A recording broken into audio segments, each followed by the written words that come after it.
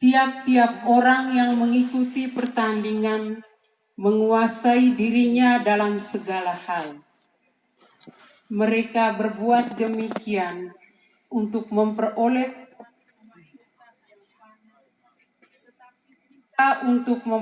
suatu mahkota yang abadi. Sebab itu, aku berlari bukan tanpa tujuan. Aku bertinju bukan dengan memukul secara sembarangan. Aku melatih dan menguasai tubuhku sepenuhnya.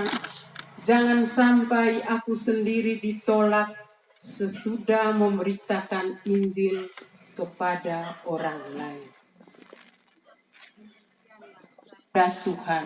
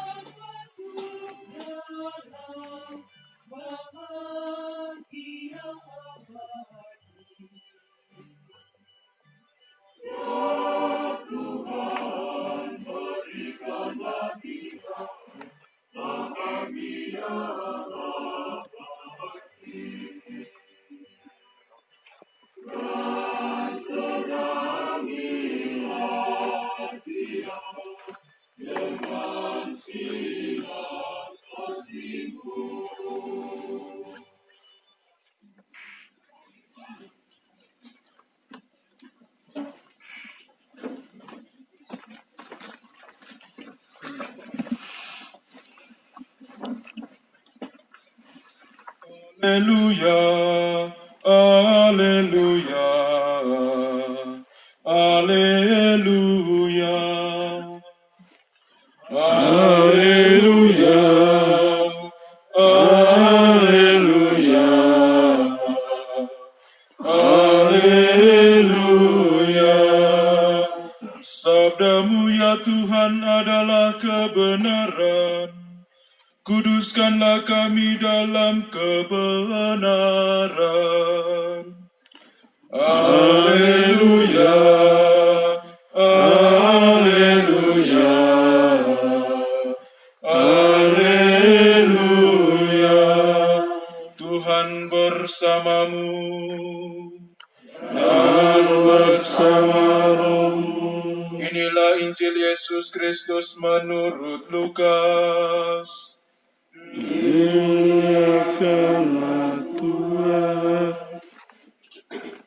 Pada suatu ketika, Yesus menyampaikan perumpamaan ini kepada murid-muridnya.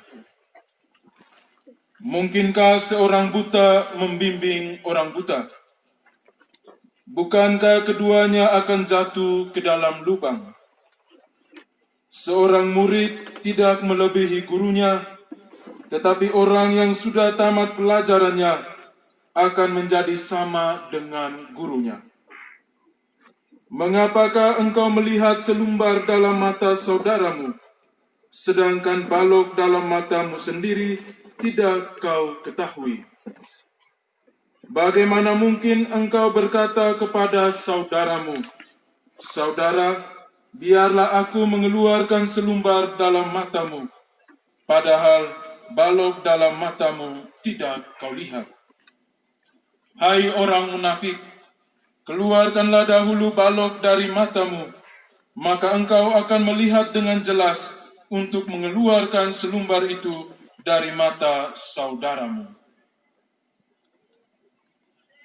Demikianlah Injil Tuhan. Terpujilah Kristus.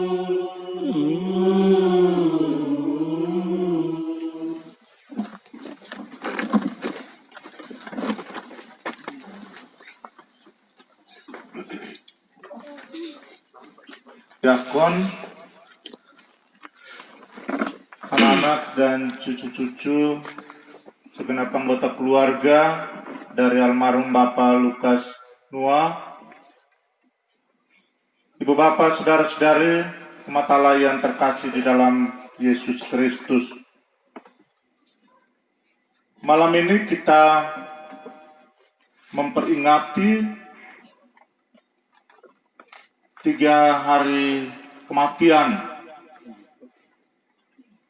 dari Bapak Lukas. Dalam peristiwa mengenang, memperingati, di dalamnya ada unsur doa seperti yang kita lakukan malam ini. Tapi ada juga unsur lain yang bisa hadir ketika kita memperingati, mengenang, yaitu menghadirkan kembali keutamaan-keutamaan kebajikan hidup dari orang yang telah meninggal itu selama ada bersama dengan kita secara pribadi maupun secara bersama.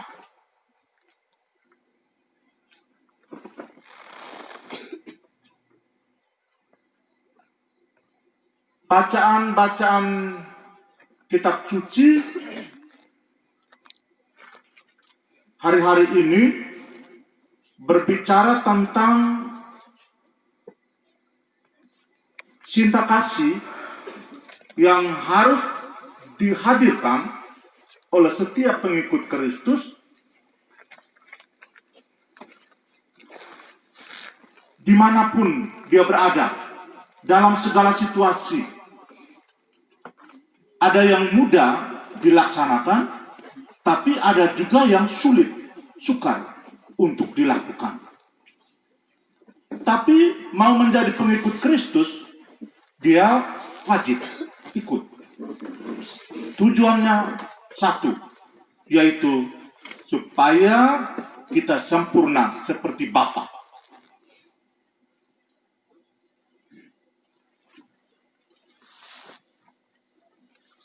Saya minta anak-anak yang hadir untuk memberikan kesaksian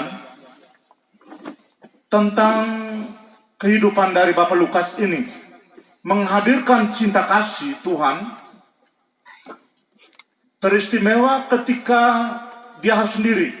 Saya tahu 30 tahun, sejak tahun 1990. Mama siapa yang tahun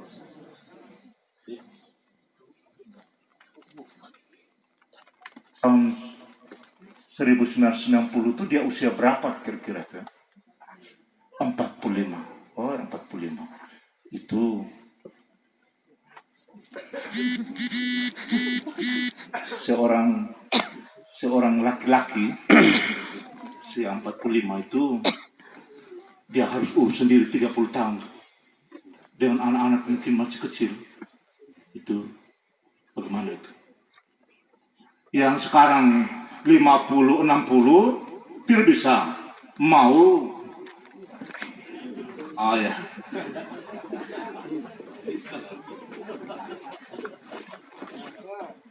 Bagaimana? Ya, pertanyaan saya ini, silakan anak-anak. Salah. Itu menghadirkan.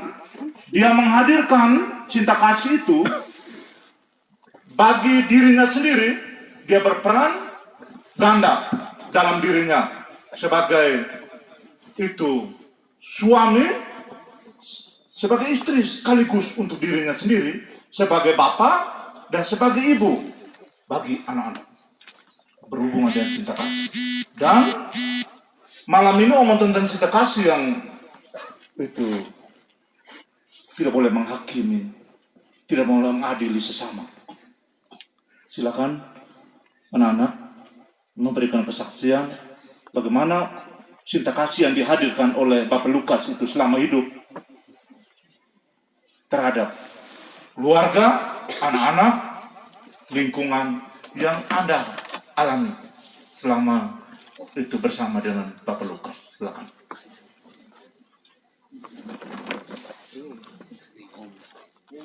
Terima kasih Romo Bas yang sudah memberikan kesempatan. Saya anak 5 Romo dari 5 bersaudara. Saya anak bungsu, anak laki-laki buntut.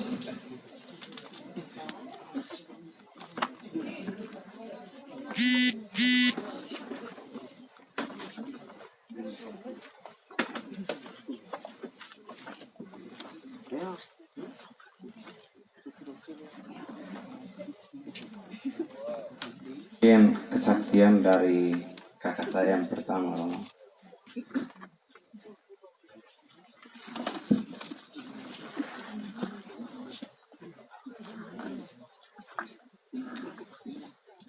Terima kasih. Saya anak pertama dari Bapak Lukas dan Mama Rosa. Mama Rosa meninggal tahun 90. Jadi bapak saya menduda selama 30 tahun. Sekarang umur bapak saya 75 tahun. Setelah kami tamat SMA, SD, SMP, SMA, kami bersama bapak. Jadi kami bisa memperhatikan makan minum bapak, segalanya buat bapak kami masih perhatikan. Tapi setelah kami punya kerja masing-masing, kami semua berlima tidak berada bersama bapak. Jadi kami berlima semua merantau dan suami kami berempat, tiga perempuan ini suaminya dari luar semua, Romo. Hanya saya punya adik bungsu yang perempuan ini suaminya berasal dari Mataloko. Dengan saya punya saudara yang bungsu ini istrinya berasal dari Toda. Selama kehidupan menduda itu kami banyak meninggalkan bapak saya karena kami berlima ini sudah menikah semua dan tidak berada di Mataloko. Jadi kami semua posisi berada di luar. Saya di Ende, siapa ada yang kedua di Larantuka, yang ketiga di Lembata, yang keempat di Jakarta, dan saya punya saudara bungsu ini berada di Kupang, Romo. Jadi selama hidup sendiri, bapak masak sendiri, cuci pakaian sendiri, ke kebun sendiri, semuanya dilaksanakan dengan sendiri. Tapi pada akhirnya kami berlima, Bapak sudah tua, Bapak mau bekerja untuk siapa lagi? Kami semua sudah menikah dan sudah punya tanggungan masing-masing. Tapi Bapak menjawab kami bagaimana? Saya punya makan pagi, makan siang, makan malam. Tidak mungkin saya punya anak-anak yang perhatikan saya. Palingan kalau saya sakit, baru mungkin saya telepon, saya punya anak-anak bisa perhatikan saya. Tapi keseharian saya itu betul-betul saya mesti berusaha sendiri. Tapi puji Tuhan, bapak saya, kesaksian saya sendiri, bapak saya orangnya pendoa, sosialnya tinggi. Jadi kadang kami sebagai anak-anak, terus terang kami berlima mungkin tidak bisa mengikuti jejak bapak. Memang kami juga bisa berdoa, tapi untuk berdoa yang seperti bapak kami tidak bisa ikut, Romo, terus terang. Karena kadang saya bapak kami sudah mengantuk. Bapak doa 5 peristiwa memang ini kadang Bapak sendiri yang salah meriah, kadang kami dengan mengantuk-mantuk jawab. Tapi itulah kami punya kekurangan dan kelemahan Romo. Tapi puji Tuhan, Bapak sampai umur 75 tahun, itu menurut kami anak-anak itu umur bonus dari Tuhan. Kami sangat bersyukur selama 30 tahun hidup menduda, Bapak saya betul menyayangi kami dengan kasih dan sayang. Terima kasih Romo, itu kesaksian dari saya. Terima kasih atas kesempatan yang diberikan.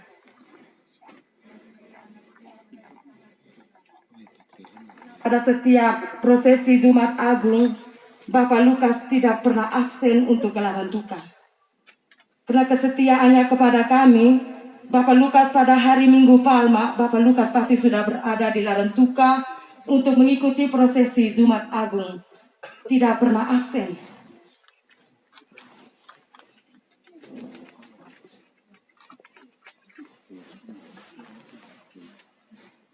Selamat malam, saya merupakan anak ketiga dari Bapak Lukas dan Mama Rosa.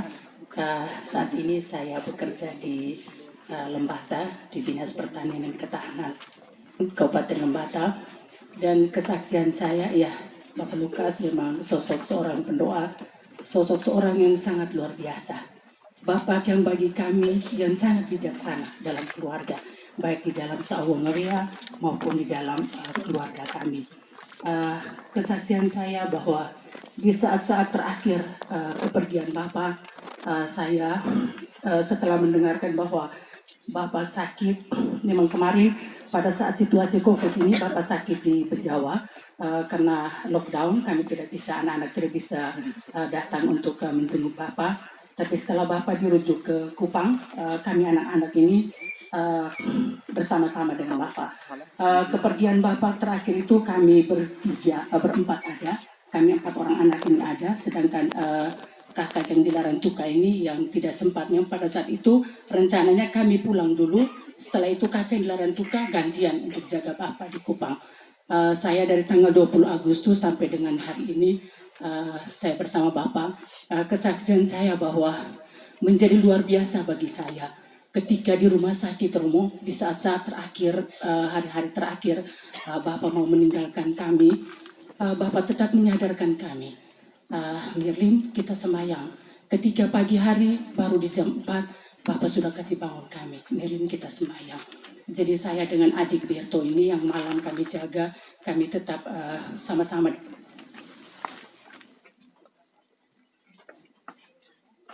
tetap menyadarkan kami untuk kita berdoa ke Rongga di setiap jam 3. Jadi di saat-saat terakhir kepergian Bapak ini, Bapak betul-betul mengajarkan kepada kami anak-anak bahwa hanya dengan doa menjadi kekuatan bagi kita, kekuatan untuk kehidupan kita di hari-hari selanjutnya.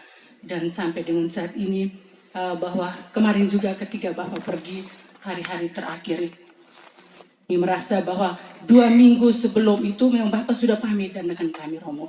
Tanggal 23 Agustus itu Bapak sudah pamit dengan kami, kamu anak-anak jangan tahan saya. Jangan tahan saya, biarkan saya pergi. Molomium anak-anak jauh. Kamu sudah atur saya dengan baik. Kami biarkan saya pergi karena saya ini cukup menderita.